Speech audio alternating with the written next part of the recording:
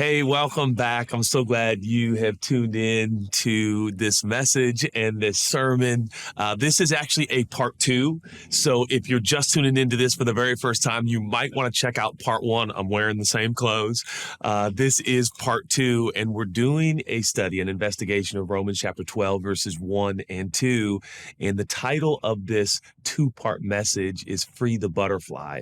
And simply put, it is how God changes us. This is an explanation, an investigation of how we actually change. Now, I set it up in part one by saying, when I get done with hot yoga, I know how to change my dripping, soaking, wet clothes. I know how to change and get into another outfit, right? I also recognize that when I go anywhere right after hot yoga, when I'm soaking wet, I've got to explain to everyone, I just got done doing yoga. And oftentimes the friction remains in our experience as human beings. When we see someone and we know we were supposed to change, but we haven't changed yet, we want to tell them, no, I'm going to change. We all want to change. We all have something we need to change. And the question we're posing is, how do you actually change? How do you change that ugly habit? How do you change the addiction? How do you truly experience transformative work in your life? And my question to you is, do you have a plan? Do I have a plan? If you don't, I got good news. God has a plan. Now, I've synthesized these two ancient verses into 3 points. We got 30 minutes in last week, and we only got to 1 point. And that was that transformative work always happens in context of community and relationship. And Paul, when he writes some 60 years after the death, burial, resurrection, and ascension of Jesus, he writes to ancient Romans trying to follow in the footsteps and the ways of Jesus. He says, listen, brothers and sisters, I appeal to you, which is to say he's an old man who's become an expert in the way of Jesus, but he doesn't relate to the Romans that way. He relates as a brother, as a peer, as a sibling. And that in and of itself is a message on transformative, changing work. We've got to treat one another with care and deference and honor and dignity, learning from one another in the context of community. So I believe we change in that environment, not set up where someone is the end all be all, someone is the leader, someone's always have all of the answers. Sure, someone may be the leader, but this idea that the leader has all the answers and is the conclusion of the matter is just not reality. And when it comes to Churchome, even my voice, my teaching, my preaching, Chelsea, my wife, or anybody else, we are each other. We are the same, far more the same than we're not. I'm learning how to understand the ancient text. I'm learning how to follow in the footsteps of Jesus. I learn from you, you learn from me, and together transformative work transpires. So that is first and foremost. We set that up. You can check that up. You can check that out last week. And then we, of course, talked about mercy and how mercy sets it up. He says, I appeal to you, brothers and sisters, by the mercies of God. Romans 12, in the very beginning of verse 1. So we talked about that. Now, I am so excited, and I don't know why I'm saying this, but I might have to put this in a book, Free the Butterfly. It has meant so much to me. In fact, I was super annoyed at myself for going 30 minutes, only to recognize, because I try to keep these sermons to 25 minutes-ish here on the app. And so I was so frustrated that I was at 32 minutes and not even to my next 2 points. But we're just going to break it up. And so I have forgiven myself for going long again. And now this is part two. But the truth is, I think I'm just so excited about the content, so excited about what I've discovered in Romans chapter 12. And I'm very, very excited to transfer it to you, to rehearse it to you, to share it and tell it and illustrate it to you. So the next 2 points I'm about to share, if I'm really honest, is the only way I have ever experienced true and lasting change. This is it. I have experienced momentary change. I have had existential moments that I've been like, ta-da, this is amazing. But anything that's really been transformative in my life has happened this way, in the context of community, and then these next 2 points. So I want to read Romans chapter 12, verses 1 and 2 to you again. This is from the ESV. We'll start there, and then I'm going to jump to the Message. It says, I appeal to you, therefore, brothers, by the mercies of God, to present your bodies a living sacrifice, holy and acceptable to God, which is your spiritual worship. Do not be conformed to this world, but be transformed by the renewal of your mind, that by testing you may discern what is the good will of God, the perfect will of God, the acceptable will of God. I appeal to you, brothers and sisters, by not getting what you deserve, now present your bodies every single day. So this leads us now to the next two dynamics. I want to call them points. I want to call them steps, but truly they are three dynamics. God puts us in community. He doesn't give us what we deserve. That's mercy. And then these next two things happen. And Paul says, hey guys, I want you to present. So point number two is we surrender.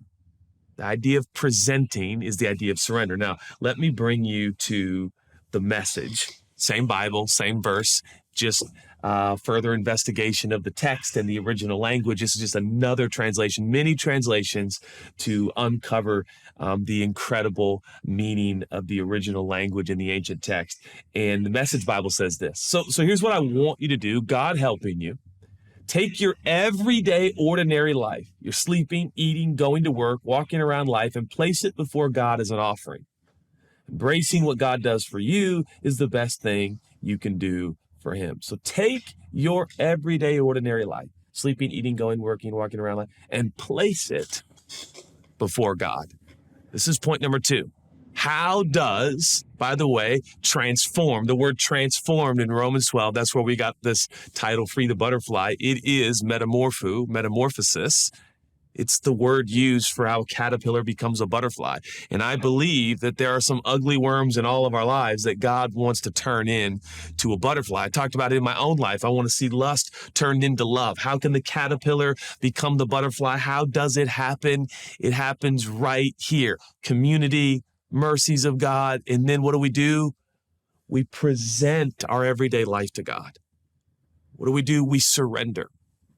It kind of happens like this. You look around, you realize God's put you in community, some connections, some friendships. By the way, we exist. One of the primary reasons Churchome exists is to connect people all over the world, wherever you are in the world.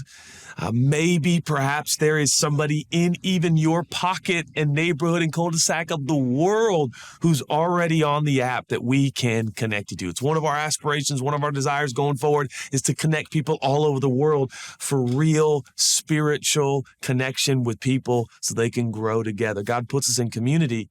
But then you start to realize, wow, every single day, the Bible says his mercies are new every morning, which is to say, every single morning, God determines to not give you what you actually deserve. Which in my self-serving way, what I deserve is not pretty. But he doesn't do it. Mercy is not giving you what you deserve. Grace, as we said last week, is giving you what you don't deserve. He is a God of grace and mercy. Now that suddenly puts you in this posture of community, relationship, grace, mercy. And before you know it, your life kind of takes on this posture. Like, God, amazing. For sports buffs out there, do you remember when Michael Jordan hit all those three-pointers against the Portland Trailblazers in the NBA Finals? He hit like 7. He went like 7 for 7 from three-point. And like the last one he hit just like set a record at the time. He just kind of went like this, like, you know what? I mean, that's kind of what happens. Like life gets so like rewarding. You kind of end up like, thanks, God. And this posture says everything. Surrender. God, I surrender to you. I present now what? My everyday life to you. I put it before you. Now, this is where it gets interesting because we talked about this last week, that much of our culture tells you that if you're going to change, you got to try harder, work harder, do more, think more, read more, study more, memorize more, do, work, so that you can be. But this is where the paradoxical teaching, or I should say the unorthodox teaching, or I should say the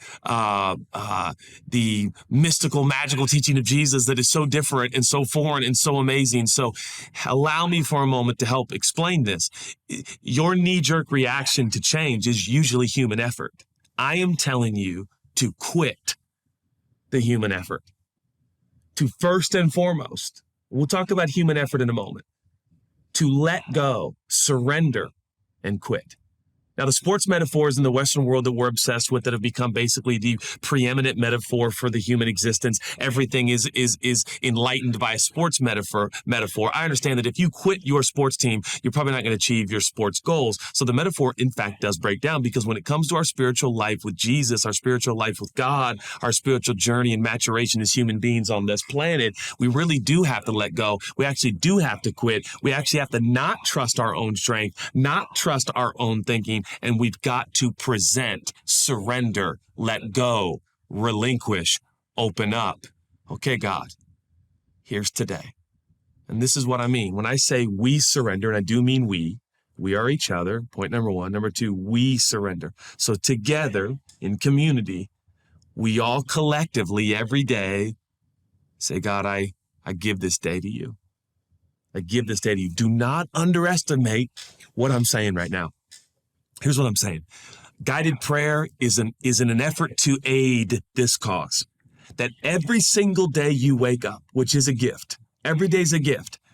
If you want to experience true, deep, soul, transformative change in your life, there is this posture that is essential. And the Bible calls it worship. Not just singing your favorite song. Music, it is not worship. It can be worship, but it's not necessarily worship. Worship is giving God today. How do you do that? You can do it verbally. You can do it mentally. You can do it with physical posture. You can do it with a guided prayer. Doesn't have to take an hour, 2 hours, 3 hours. It can take 5 to 7 minutes where you say, okay, God, today, just today, yesterday I did some dumb stuff. In the future, I may do some more dumb stuff. But today, I'm going to give you my stuff. Today, lead me. Today, guide me. Today, provide for me. Today, protect me. Today is the day you have made, and I will rejoice and be glad in it. Take your everyday, ordinary life. You're sleeping, you're eating, you're going to work and walking around life. Place it before God as an offering. Well, Judah, how do I place it before God as an offering? It's as simple as, God, my day is your day. Lead me. Now, is that foolproof guarantee that everything in the day is going to be peaches and cream and gummy bears and chocolate fountains and fondue? No, that your day may bring some pain, some urgency and emergency and loss, but transformative work, I truly believe, only happens in this posture. God, I actually can't change me. Oh, I can portray change for a while. I can play change for a while. But if you're going to take this worm in me and turn it into a butterfly, if a metamorphosis is going to happen in me, I need you to change me. So here's my life. Here is my Wednesday. Here is my Friday. Here is my Monday. I urge you, you and me talking for a moment, don't underestimate how significant that is. It doesn't take much. I think we think of change as the most extraordinary, undertaking in human history. And we've turned it into that.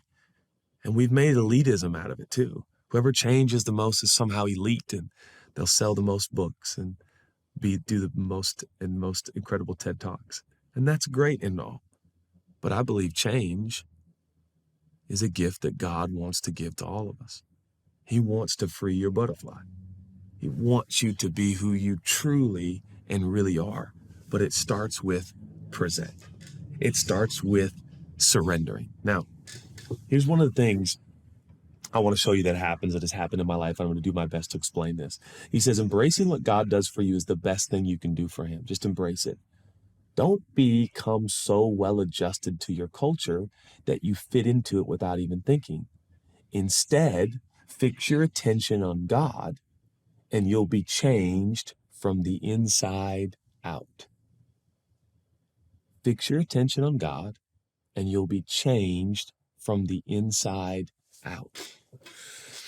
There's a word in here, do not be conformed to the world, some of the translations say. And Paul is speaking to the age. If you look up this word world or age, it actually means to be surrounded by time.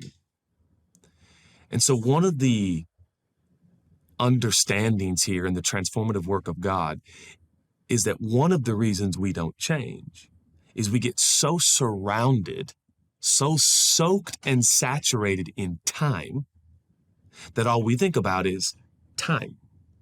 What matters here? The old bumper sticker, whoever dies with the most toys wins. Well, of course not. That can't be true. Toys don't go with you. Toys are connected to time. But much of our life is focused on toys. They are, right? I know the new Apple goggles, and they're amazing. I can't wait to get them. I really want them, but it's a toy. You die with Apple goggles, you still die. It's just a toy. Much of what we pursue in this life is toys. He says, hey, you're surrounded with time that teaches you work for toys. Get stuff, material things. Don't let that mentality surround you so much that it soaks and saturates into your soul and keeps you from deep and profound transformation and change, growth, maturity, and spiritual development. Don't do that. But I got good news for you. When you surrender to God every day, what you're also saying is, God, surround me in an even more direct and intimate and personal way. Surround me, just like the age and the culture and time itself surrounds me. Surround me with your love. Surround me with your forgiveness.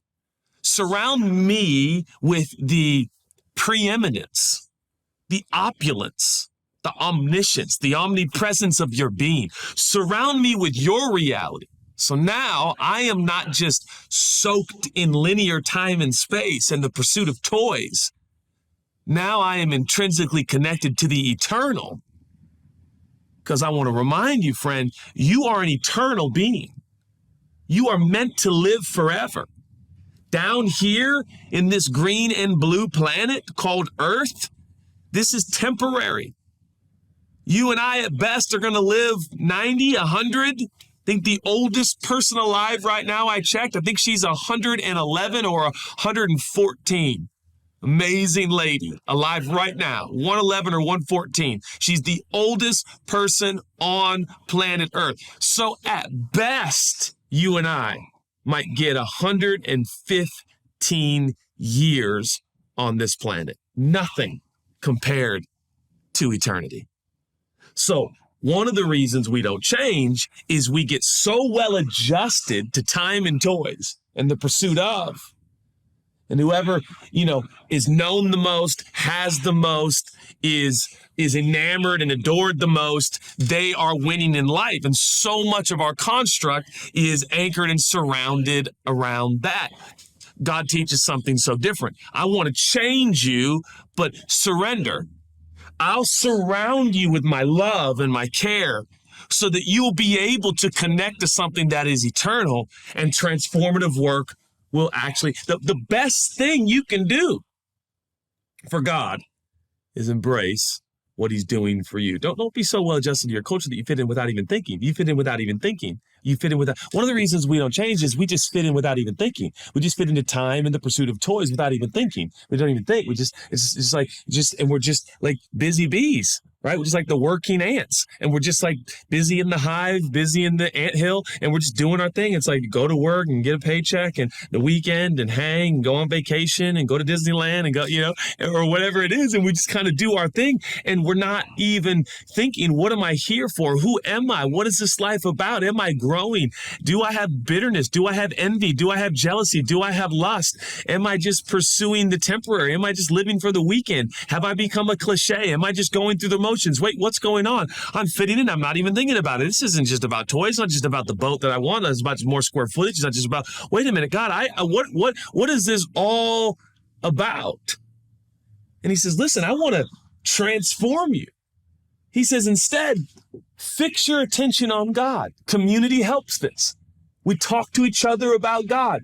And this is what will happen. You'll be changed from the inside out. Now it brings us to our last point. Readily recognize what he wants from you and quickly respond to it. Readily recognize what he wants from you and quickly respond to it. So, my 3 points for transformative work: to free the butterfly, to take lust and make it love, to take greed and turn it into generosity, right? Whatever the transformative work that you need, that needs to happen, take anger and turn it into empathy and care and compassion. How does that change happen? Number one, we are each other. We need community, right? Number two, we surrender. And then number three, you want something that you can do? We respond. We respond. Not we react. We respond.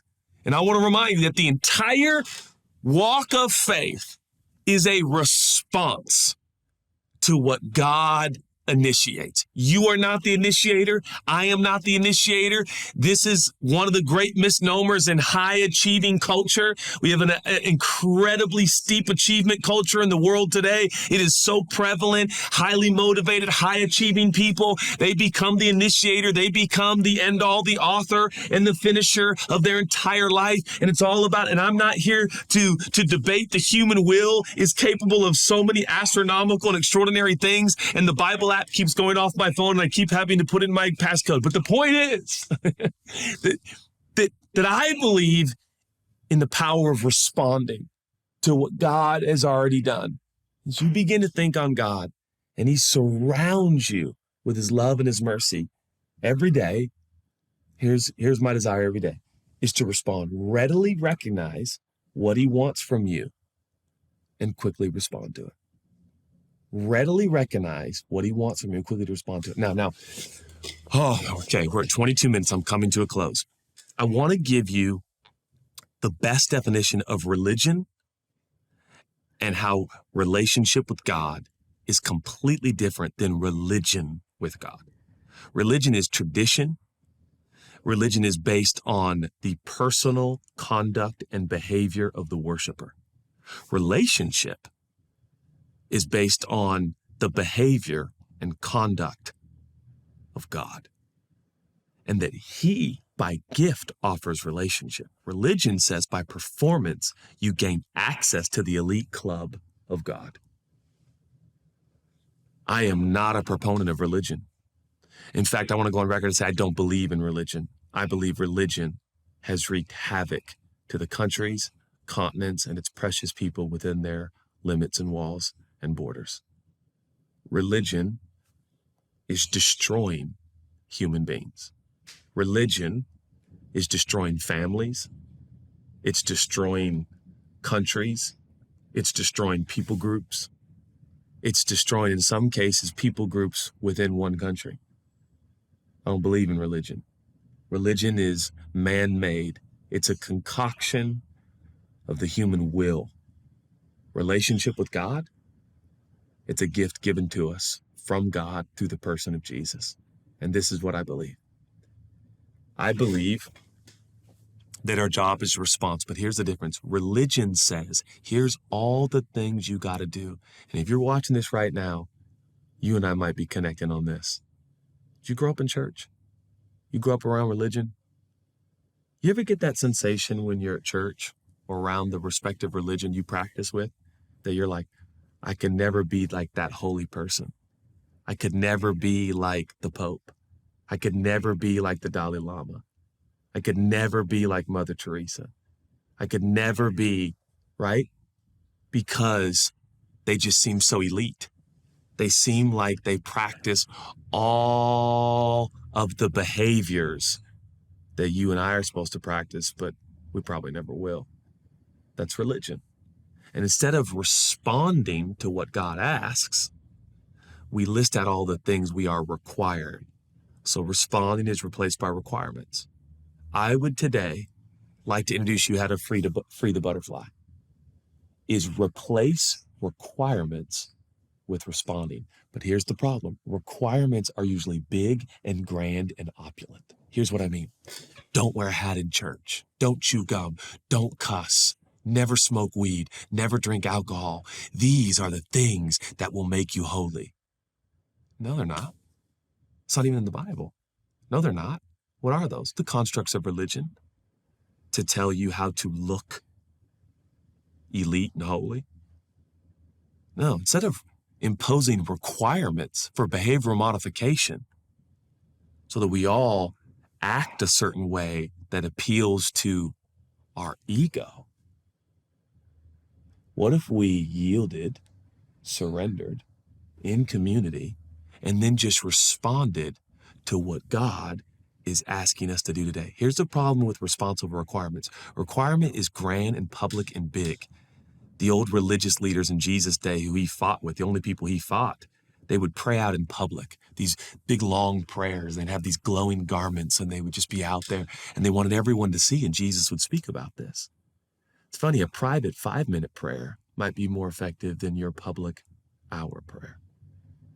I'm not saying that praying an hour in public is a bad thing if that's what God asks you to do, but if it's something that you think is required of you, I would push back on that. Here's the thing about responding to God. It's usually not grand and big and sensational and sexy. It's usually really small. Can I give you, for instance? I've had times in my life where I'm like, God, I'm going to read for an hour in the Bible every day. And I think God's probably like, cool, man, that's awesome. And yet, in my heart, please hear me, in my heart, what I think God really wanted me to do was to forgive that family member. You hear what I'm saying? What I want to give God is an hour of Bible study every day. And by the way, I would share that with people in my world. Yeah, I've read the New Testament like 3 or 4 times this year. And what God's asked me to do, read the New Testament. I encourage it. I'm a pretty big proponent of that. But what God's asked me to do today is forgive that family member from your heart. No one will see it. Could happen in 3, 4, 5 minutes. So that's what I mean by respond. Putting my passcode in again. Readily recognize what he wants from you and quickly respond to it. Unlike the culture around you, always dragging you down to its level of immaturity, God brings the best out of you, develops well-formed maturity in you. I'm coming to a close, but I want to share something that I think is probably just an opinion and a hunch, but I think it works. I have found in my journey with God, the things he asks of us every day are usually not mountain moving, rock climbing, Everest summiting acts. They're usually like a walk around the block. Hey, today, I want you to go in early to work. Well, I don't want to go in early to work. Just trust me, go in early to work. You show up early, maybe 10 minutes early to work, and there's that coworker. Suddenly you get that nudge. Go ask them how they're doing. That's the most annoying coworker ever, God. I don't want to ask how they're doing. I can't stand them. I know. Go talk to them. Hey, man, by the water cooler. Hey, man, what's up? How you doing? You early, huh? Yeah, I'm always early. What are you doing? And before you know it, you're in a conversation where you're serving your coworker and telling them how important they are and how much you love them. Respond. Are you living by requirements, trying to change? Are you willing to yield to the simple, small steps of responding to God? God will bring the best out of you. He will develop well-formed maturity in you. And I end with this, and I'm done. Coming to a close. We've done 2 parts here, and I am definitely going to write a book at some point, Free the Butterfly. But notice what he says. Readily recognize what he wants from you and quickly respond to it. I want to end here, and I don't want to put pressure on you, but I want to tell you the truth. Here's what I've learned in my own life. If I really want the metamorphosis that I say, if I want to become the butterfly that's in me, I told you in part 1, if I was really honest with you right now in my life, I feel like I've been fighting off lust in an unusual way. Just a desire for things that aren't mine. Maybe not even supposed to be mine. How does lust turn into love? How do I take that worm, that caterpillar? How does it become the butterfly? How do I change? How do I not become defined by lust in my life? How does it happen? Well, I need community. We need each other. We are each other. I want to put today before God. God, lead me today. Today's your day. Guide me throughout the day. I'm not in charge of the day. You're in charge of the day. And then lastly, I want to respond. But notice what the language says. You want to really change? It's what you respond to today, right now. He said, readily respond. He even used the word quickly. This is the part I'm not so pumped on, but I'm going to say it. The sooner the better. Now, here's the good news about God. You're watching this right now, and if my hunch is right, you're probably watching this thinking to yourself, I know he asked me to do that. I should totally do that. I remember when God asked me to stop drinking alcohol, and it was at our 20th wedding anniversary, and it had been probably a year. God's like, alcohol's not for you. I hadn't had my first drinks until I was 30. And in my practice, the scripture makes it very clear you can't be a spiritual leader and be getting drunk. That is not a good thing. And so drunkenness was not my habit, but drinking was a habit. And I knew God had asked me to stop drinking. I just knew. I don't mean any judgment. I don't mean that's what you have to do. I just knew in my heart it's what he asked me to do. And I put it off for a year until it ruined our 20th wedding anniversary. And I was up all night. And God basically said to me, hey, and I said, I know. Chelsea woke up in the morning. I'd been up all night. And I said, God already asked me to stop drinking. I'm going to do it now. I am happy to say it's been like 4.5 years, not in my own strength. God's changed my desires. What's he asking you to do? Are you like me? You put it off for 9 months or a year? I know what that's like. No condemnation. God's gracious. But the sooner, the better. What's he asking you to do? You want to change? You want to free the butterfly? Respond readily. Respond quickly. In other words, today. So I am ending this 2-part little sermon study in Romans chapter 12 by asking you an uncomfortably probing question. What is God asking you to respond to right now? Do you need to call your dad? Do you need to stop consuming a particular thing? Has he asked you to move across the country or to another country? What's he ask? Is it something grand or something small? Respond.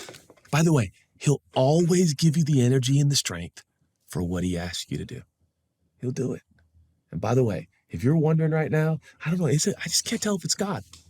That's why we have siblings. That's why we're in the family of God. That's why we have community. Maybe when this sermon ends, have a conversation wherever you are with a couple of people that you're with.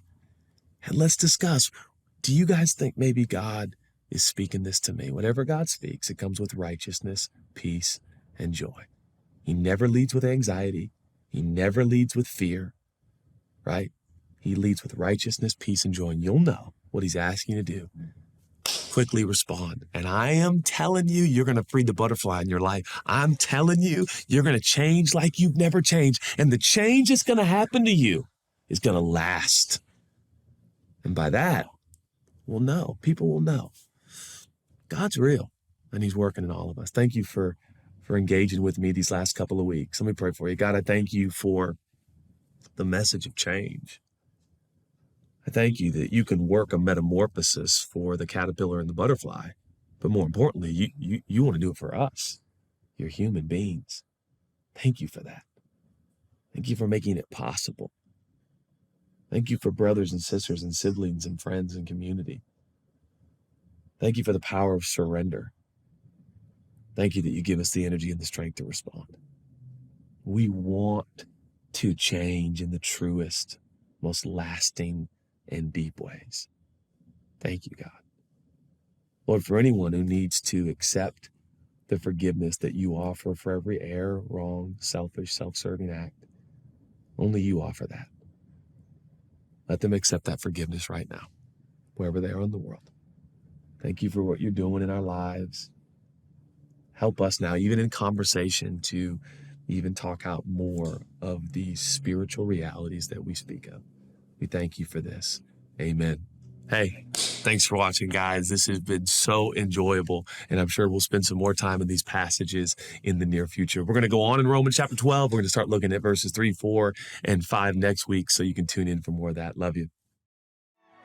The Lord bless you and keep you. Make his face shine upon you and be gracious to you. The Lord turn his face toward you and give you peace. Oh, so we say,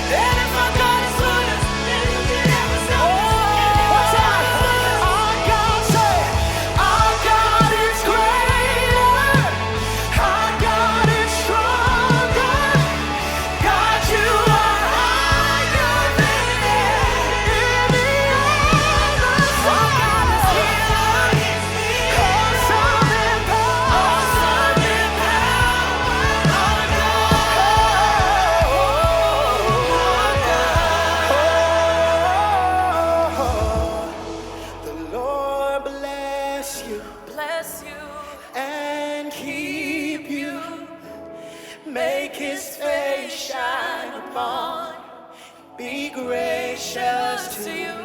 The Lord turned his lovely face toward